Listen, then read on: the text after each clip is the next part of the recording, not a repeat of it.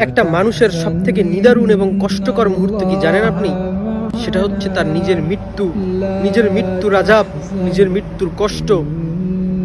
আমি এটাই বুঝি না যে একজন মানুষ কি করে নিজের মৃত্যুকে অবহেলা করে, কি করে তার নিজের মৃত্যুকে ভুলে থাকে।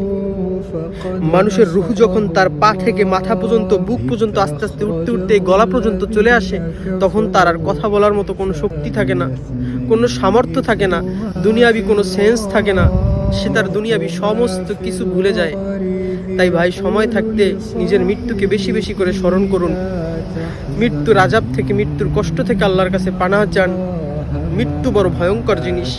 মৃত্যু আপনার জীবনের অবসান ঘটিয়ে দিবে, আপনার রূহের অবসান ঘটিয়ে দিবে, আপনার জিন্দেগির অবসান ঘটিয়ে দিবে। আপনি আর থাকবেন না দুনিয়াতে। প্রতিদিন মৃত্যুর কথা স্মরণ করুন, প্রতিদিন আল্লাহকে স্মরণ করুন, নিজের মৃত্যুর আযাবগুলো মনে করুন, নিজের মৃত্যুর কষ্টগুলো বেশি বেশি করে স্মরণ করুন। মৃত্যু বড় ভয়ঙ্কর। মৃত্যু আপনাকে আপনার জিন্দেগি ভুলিয়ে দিবে ভাই।